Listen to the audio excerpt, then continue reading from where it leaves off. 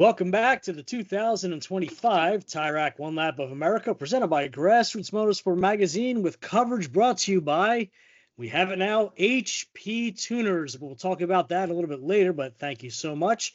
Today, Bryan and I are joined by Rob Bowen.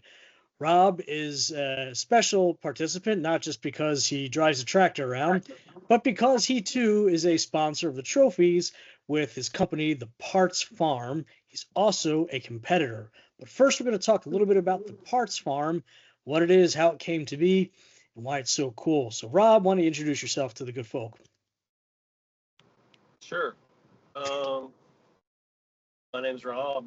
I own a high-performance auto parts business that fortunately has been successful enough over the first 10 years to allow me to play with John Deere tractors. What else? We cater to the classic restoration, automotive restoration marketplace, providing drivetrain packages for a lot of the they're called resto mods, restoration modification. So you take a classic vehicle, your granddad's F100, 67 F100 truck, and you transplant a modern drivetrain so you can have all the modern features of the technology in your old favorite ride. So it's a luxury market. So we haven't been liking the slow economy. Not a lot of people are rebuilding their grandpa's truck for $100,000 investment when the stock market's down and when the inflation is up. But we're hanging in there. Nice.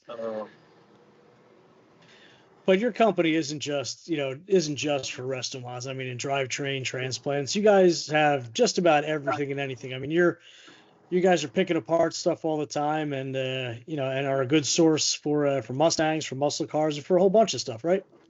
Oh yeah. There's a lot of different markets. When you dismantle, recycle an automobile, you have all types of material recycling. You've got different types of metals, aluminum. We recycle the catalytic converters. We shred the tires. We send off the plastics.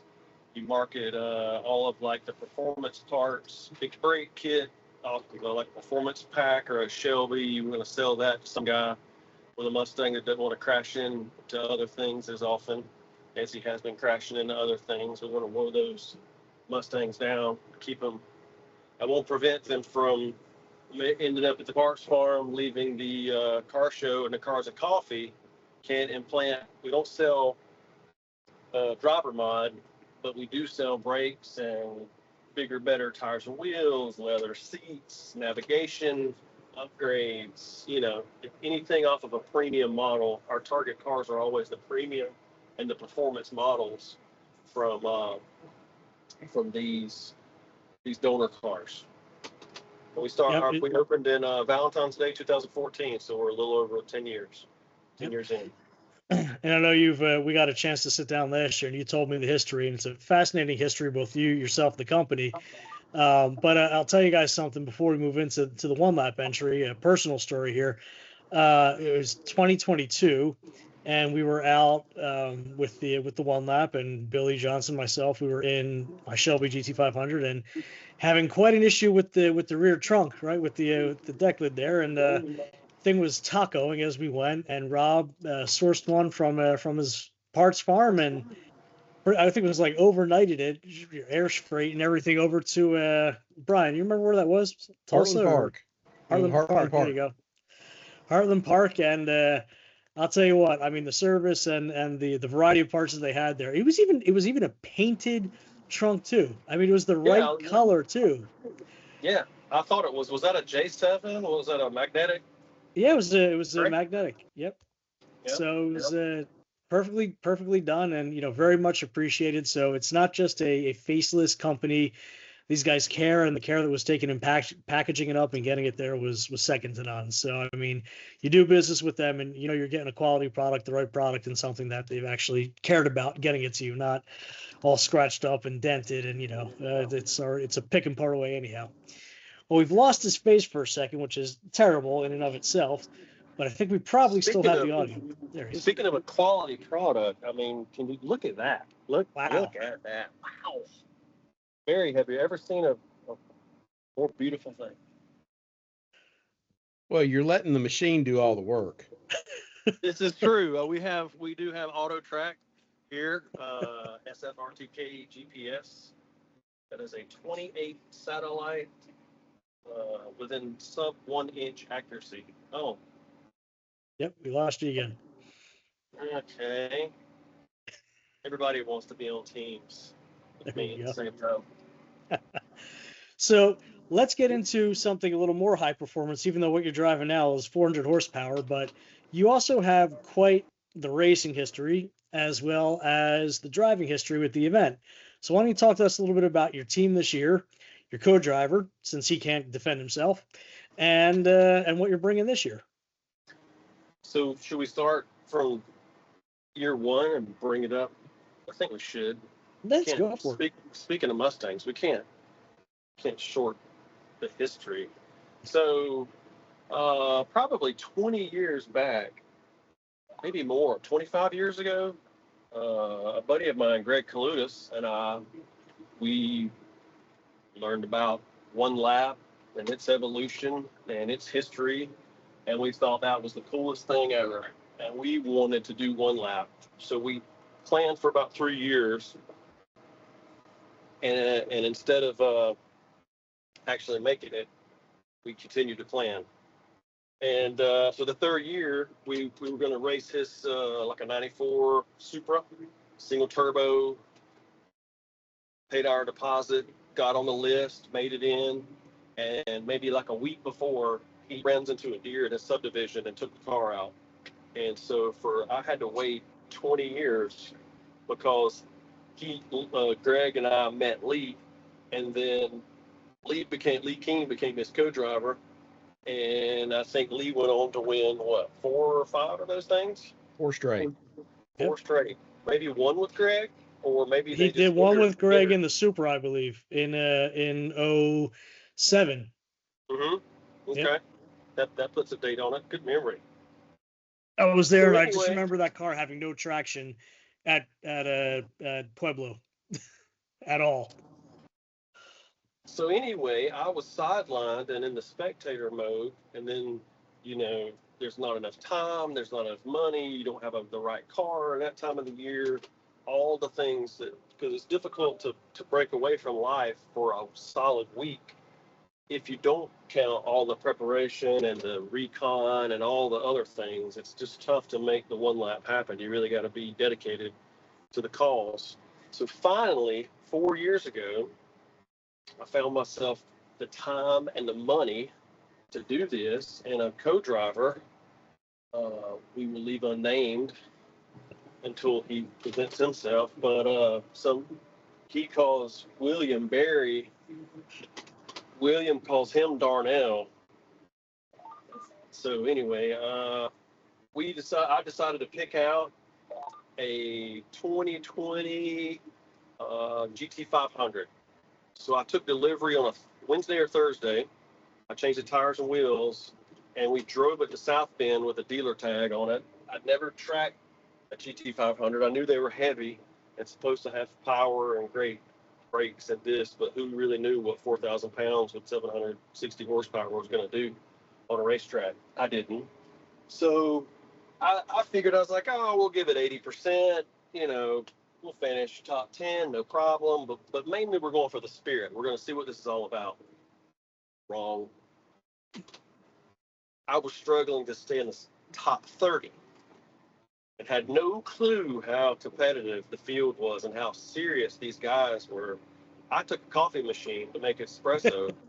These other guys were taking tire warmers and showing up at the track at 5 o'clock in the morning to get the prime sheltered parking spot and pouring over track data. And I was like, First of all, I'm shocked, and once I got over the shock, I decided that I did not like being mediocre mid-pack. So I did, but it's too late then. All we could do was give it a try. And I think we finished in the low 30s, maybe 28 to 34 range, something like that. Mhm. So we felt like we had some recon and we knew what it was all about. Now we're going to up the game and come back again and see if we can better that finish. So I sold that GT500. I got a better GT500, a carbon fiber track pack. It actually put an alignment on it, a couple of mods, pulling it up to make about 800 wheel, maybe a few pieces of suspension to in the rear, lithium battery, trying to make this thing hot. Came back the next year. It rained 3 out of 6 track days or 5 track days, and I finished pretty much 34th. And maybe I finished worse. No, second year in a row, drag race rained out. So I looked around at the guys who were successful, and they either had rear engine and all-wheel drive. And I'm like, okay, sorry Mustang, I wanted to do an even bigger, better Mustang, but I just don't think that's the chassis for me.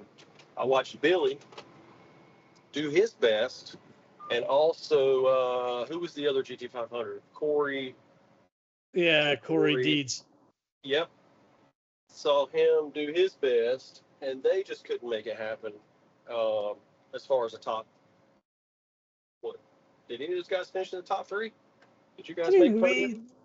Overall, we finished. What was it? 4th or something? I forget where we placed overall. The first 5th or 6th. Yeah, somewhere like that. Very respectable. Yeah. But also, I know that I'm not the driver that Billy is, and so we have to. If you guys have been able to run away with it with that chassis, then I'm like, okay, we can be competitive. We're not going to run away with it with a Mustang, but we can at least be competitive.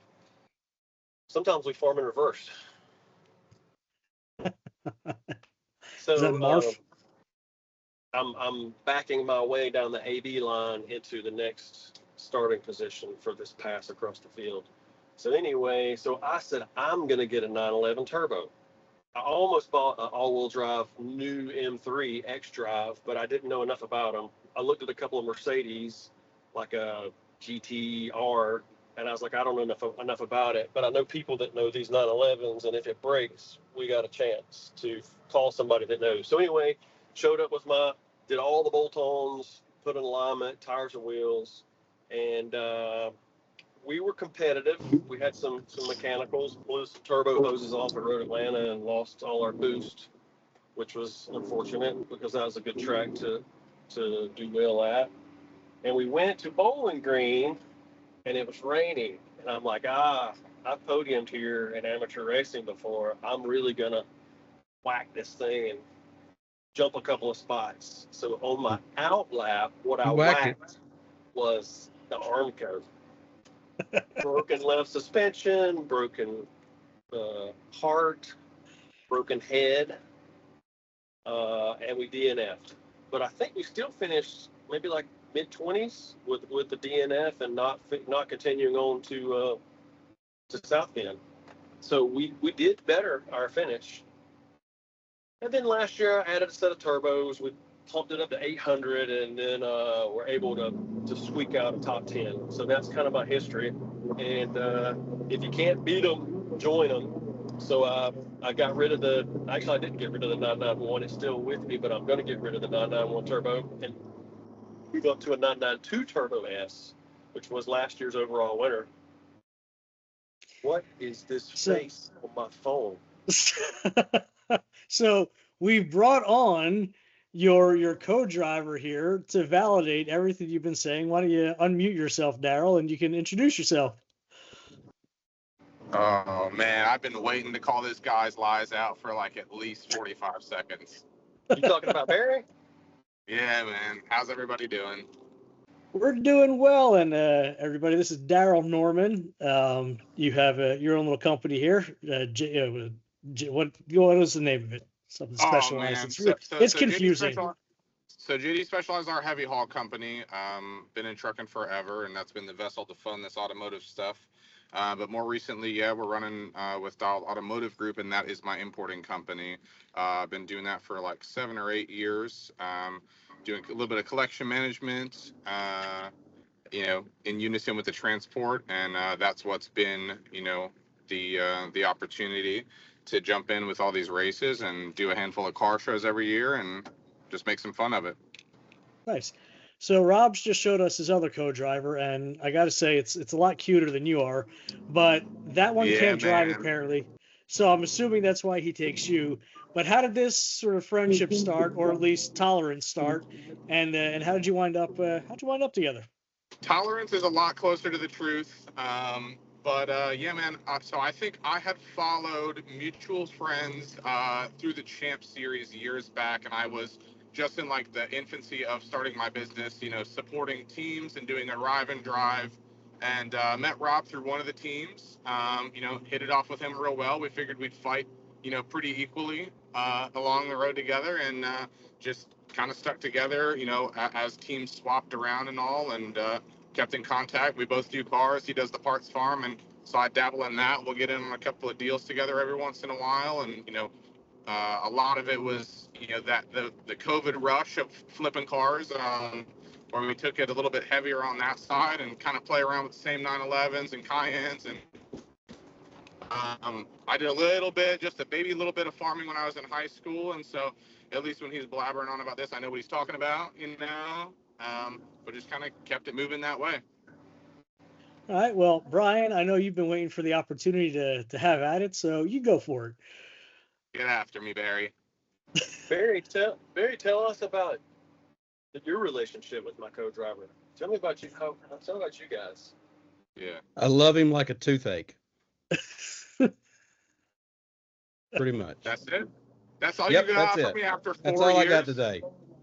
That's all I got All today. right. Most of it's probably not safe for video release. That's fair. I'd like to tell some stories of that father-son treatment you give me, but we'll leave that for not on YouTube. There we go. So Rob, other than a proper car, what is the most important thing that you pack in the car for one lap? Toilet paper. That's the truth. Yes, well, we've seen him go into Target and buy a 12-pack of 36 ply, really soft Charmin green. Yep. There you go. Then number 2, since we're going to top 5, number 2 is an espresso machine. And you have a Very built-in important. barista in the car with you. You do. Number 3,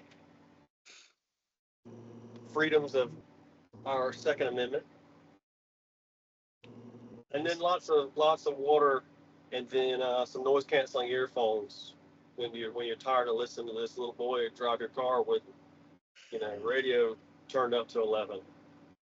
So let's talk about your co-driver for a second and navigation skills, because you oftentimes have an interesting way of getting from track to track to track. Sometimes there are detours, sometimes there are road tours, and other times there are very confusing tours. So how do you decide what route you're going on, and then why do you ignore it? Can I pick up there?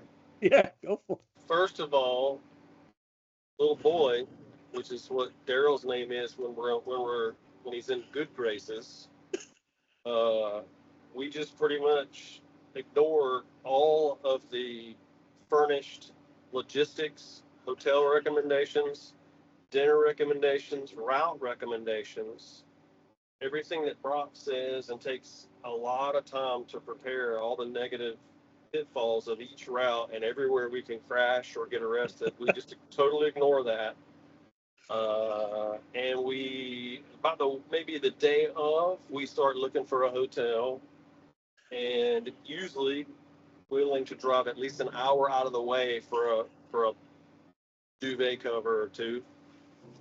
And we just luckily subscribe to this. Whoa! I crashed my tractor. Oh. Okay. we subscribe to a location service through one or two of the three of the apps, and we're like, hey, why are all these other dots going way over there? Why are they like a half a state over? And I was like, well, luckily they're only going like 63, and so we can double that and go 30% more miles, and hopefully end up about the same county. Does that sound familiar? That sounds pretty right. I think the map for one lap last year was like 40-something hundred miles, and somehow our odometer ended up with like 6,500 miles. Yeah. And because you're not driving the car there, you're transporting the car there. That's right. Yeah, that's right. That's with 0 miles to and from, which is like 800. Awesome. See this little round spinny thing? Yes. It's supposed to be spinning and spun around 180 degrees. We're going to see if when we. Is it supposed to be chasing the birds? Yep. Are you nice added protein? So that's kind of radar detector. Maybe is number 5. Oh, she's spinning around. We're good. There you go. What do you have what's your top 5 essentials, Darnell, for the trip? And I packed myself a credit card, a little bit of water, and a couple of changes of underwear, and the rest we traditionally buy along the way. I don't think we've ever packed what we said we were going to. I think the second year in the GT500, we had 2 Nespressos and nothing else. No tools. No tools, no jack, buying everything along the way, Uber and stuff to the track. And honestly, I know that we should be a little bit more competitive, but I kind of like it that way. Staying some bit of the outcast and, underdog, and just kind of going on our own little, lost route. It keeps it fun. It keeps Barry smiling or something. The average question in the morning is, so if we're supposed to arrive at the track at 8, we usually, if it's a 45-minute drive from our 5-star hotel, we usually wake up about 7:23 and then argue over who's going to get in the shower first or who's going to go get breakfast and how far we've got to go out of way to get a proper chicken biscuit. And if it's worth maybe running in a different run group, and taking the penalty over, proper chicken biscuit. Yeah. I think somebody else could learn from our lessons. We've perfected this one lap to some degree. You've perfected something that's without a doubt. Bryan, what do you got? Bryan's all out of frame. He doesn't want to be any bit a part of this thing. That's right. I'm trying to distance myself from you. Espresso. There you go. Barry, how about some interactions from the first time that you met us to current? Either one lap or not? I don't know. I've kind of shuffled all that stuff to the back of the file cabinet and tried to forget it. Okay. Tell us how he came. Tell us how he came to be known in our little friend group as Barry. I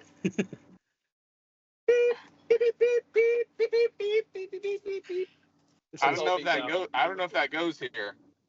I think this may be the most inane interview we've done outside of the Cardinal Conclave, and that was rowdy. All right, Bryan, what questions do you have? So, Darrell, do you have any squeaky toys from last year left? Nothing that I didn't throw out, but I've got a whole new pack of stuff for you. Oh, okay. Yeah, don't worry. I got your email, Barry. You got my email. Sorry, Mr. Mediciner. So, what are you sending out the info on this year's host hotel and stuff like that? When do we get that packet? Yes. So that has come and gone. The host hotel booking ended on the 4th of April. So, or March, excuse me, right? No, April, right? What's April today? 4th. Wait a minute. What's today, then? Yes. Today remains the 14th. So you're about 10 days past on that one. So, no, what you meant to say is we're still ahead of our schedule. You are. You're well ahead of your schedule. Of course, we're being at the Four Winds Hotel and Casino this year. So that should be a lot of fun, and I can only imagine what's going to take place there. So it's as much as I would love to sit back and just watch this interview unfold, I'm going to bring some direction to it. So between the two of you now, what track are you looking forward to the most this year? Are you looking to get retribution at NCM? Are you, because it's been a couple times where it hasn't been the best there, as we've spoken about. So yeah, what are you looking forward to? Take the mic, Darrel. Hold on. It's hard to take the mic on a subject that I'm not involved in, man. I don't know if you already clarified, but Well, I'm just a pilot.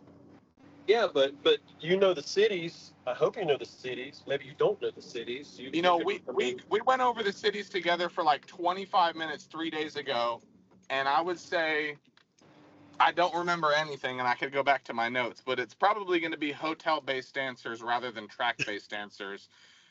One of these years I'll get invested on track at one lap, but Rob just has this inability to just have fun. And I don't know if you covered this before I got on, but every year we go, all right, what's our game plan? Are we going to have fun or are we going to take it serious, right? And we get the hardware, right? We got a hot new 911, we got a hot rod car, and we just never do any planning, never do any scheduling. So I'm just along for the ride, man. No bit of practicing, no bit of shaking the car down. I mean, what have you put 4 miles on that? Okay. What have you put 4 miles on that car so far? 4 miles and the clutch is slipping. And if we don't plant this 500 acres of peanuts and cotton, we're not even going to go anyway. So. Right. We're just going to show up in the 991, and I'm just going to pick. I mean, you're going to ask me at the end of the week, Solomon. I'm going to tell you what hotel had the best brulee fruit over my yogurt parfait, man. This is a finely well-tuned machine, as we see down below here for the one lap. Okay, my turn. I'm looking forward to VIR. That's going to be a big time, high power, wild speeds and numbers track for the top like 25 cars. I think it's going to be absolutely insane. Not to mention beautiful and a very pleasant area of the country. Absolutely. And have you heard anything about Groton? I did take a look at Groton. It reminds me a little bit of our Groton version of Roebling Road with less finished pavement, older pavement. They have new pavement. Oh, wow. So less all Groton. I'll put that in our notes. Less all Groton, yes. Very good. Well, it should be an interesting track, especially for larger cars and cars that have ballooned over the years. But yeah, should be an interesting one. All right, Bryan, as we start to wind down, I'll give you one more. So, Rob, you are the two of you are synonymous for picking outstanding restaurants. I think the best example of that was Nick and Sam's, which there you go. I still have fond memories of that meal. What goes into picking the perfect restaurant during the one lap? Well, Rob and I have got a lot of good data. Since bathrooms are few and far between, that is to be taken into consideration. So we're looking for high protein, right? And you basically just go on your favorite food app, search 30, 40, 50 mile radius of where the landing point is. And those, there's little dollar signs. You just cross off the $1, $2, the $3, the $4. You want that full line of dollar signs by whatever restaurant it is. And then you decide out of the 3 or 4. Well, and then you have to make sure it's in the opposite direction from where you're going. Well, the last filter is truly just what's open, right? $5 signs, and if they're open for 30 more minutes, and we'll sit down and we'll make it work. Can we bribe our way in, and will they allow Barry inside? Usually we got to put a little button up over him, but I haven't seen a place that hasn't accepted him with a little bit of persuasion and a nice little Benjamin. Yeah, we got a little sports coat we stick on them, and they usually 5 out of 10 times they let them in. I'd say.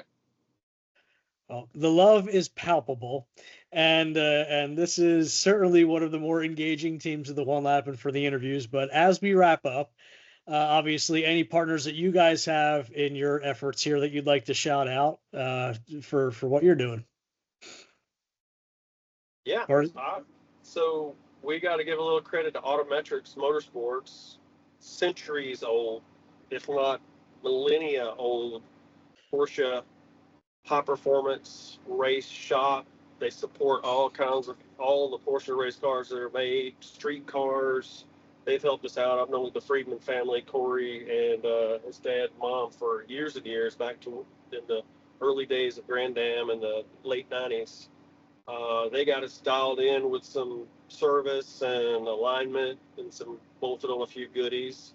We've got previous one lap winner Doug Wilkes out of Atlanta, DBW Motorsports, who gave us a nice little tune-up, dyno tune. I think he was probably co-pilot with Lee for at least 3 years, right? 2 years? He was all four that he won. All four, yeah. Oh, nice. So Yep. he put a little sauce on it and you know knows what it's all about. And if anybody knows how to win, he does. We got the Parks Farm. We got Bow and Sea Farm. We're hoping these peanuts can pay for one lap. We're going to plant can pay for one lap 2025 or 6 or 7 or. Well, you're in 5 now. Ooh. So we just hit a stump. So that might not be a good omen from Panther Bills. Who else? Darrell? We got AIM. Nobody can forget AIM Motorsports, AIM Performance, New Jersey. Some Porsche guys that keep us all tuned up, whether we like it or whether they like it or not. That's right. Family. It's a family business. That's right. Family business. There you go. Man, we got ourselves and a great amount of appreciation and support for the One Lap crew, right? Can't do anything without you guys. Well, we appreciate that, and we're here for you guys. So it's a good symbiotic relationship. But gentlemen, it's been an absolute pleasure. Looking forward to seeing you in less than 3 weeks. We'll be on the road and having some fun and filming some shenanigans. Yeah, so check your calendar because it is less than 3 weeks. I was gonna say 3 weeks. I gotta buy a flight. Oh man, Barry, you pick me up? We'll chat on that one. No. Oh, come on. All right, seriously, thank you both. I appreciate it. Thanks, guys. We appreciate So for it. the 2025 Tire Rack One Lap of America presented by Grassroots Motorsport Magazine, I'm Solomon. That's Bryan. We've got Team Parts Farm right there, depending on how this winds up. But thanks for watching. Have a good one. Thanks, guys. See you guys.